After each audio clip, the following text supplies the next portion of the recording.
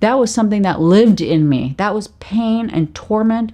A lot of people do not understand the emotional impact of hair loss and the toll it can take and what it does to us long term. Even when we believe we've moved past it, how we feel later can resurface. And I will tell you what I mean. So, for starters, I started to lose my hair in 1999, and I was diagnosed with female pattern baldness in 2000. What kicked in my genetic predisposition, apparently, for androgenetic alopecia was getting off the birth control pill Lowestrin FE. This story is long, but I'm going to make it really short. I struggled for a very long time.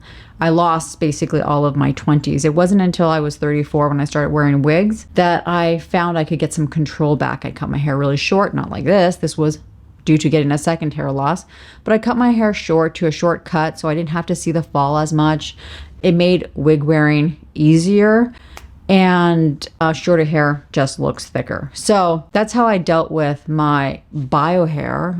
And with wearing wigs, I felt the freedom to have the ability to look like myself as much as possible on demand. Like I could present myself to myself and to the world the way that I wanted to, and I wasn't being held hostage to my hair loss. So that was instrumental in my life in moving forward and in acceptance. I lived what I consider mostly free of hair loss, really impacting my day-to-day and things like that for over a decade. And then last year, I got a second type of hair loss because you can actually get two. Who knew? You can get two, you can get three. And it was an inflammatory alopecia. And the pattern of loss was different. This was not female pattern baldness. It just did not behave the way female pattern baldness had. And I didn't have a lot of hair anyways at that point. I mean, I'd been losing my hair for over 2 decades. And what I found was I had a lot of pain in coping with this new situation and coping with that. My wigs no longer worked the way they worked before because I used to blend my hairline. My hairline was moving back and thinning to the point that I could no longer blend them. I couldn't look at myself in the mirror because of the way that the loss was showing, and the thin cotton candy strands were like that, but also it looked like the sides of my head was carved out.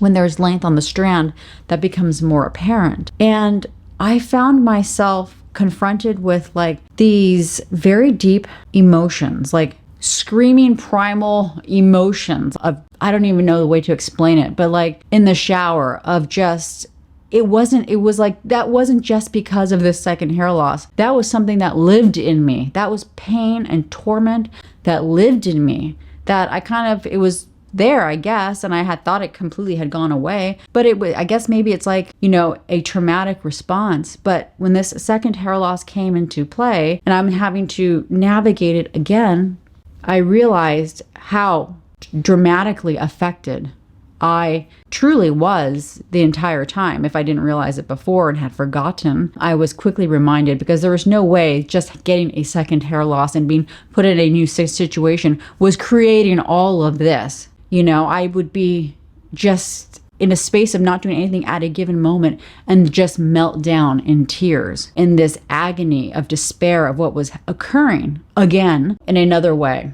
And so often people discount hair loss as not being that big. Like, it's not a big deal. It's just hair. The people that say it's just hair probably have never lost hair, or I don't know, are unique creatures and it didn't mean that much to them. But for most people, it's not just hair. Women are willing to swap organs and body parts if it meant that they could possibly get their hair back. And I'm not joking when I say that. I mean, fairly recently, someone told me if they could, they'd rather lose their arm, than be losing their hair. And in my own situation, not that I love to admit this, but in my dealings of my brain in my early 20s, I was like, I would give up my breasts. I would give a kidney, I was making these deals with who, I don't know, the universe. Like, these were swaps I was willing to make if I could get my hair back and keep my hair, because I was so affected. I lost myself for so long. I had really good hair growing up, really thick hair, long hair.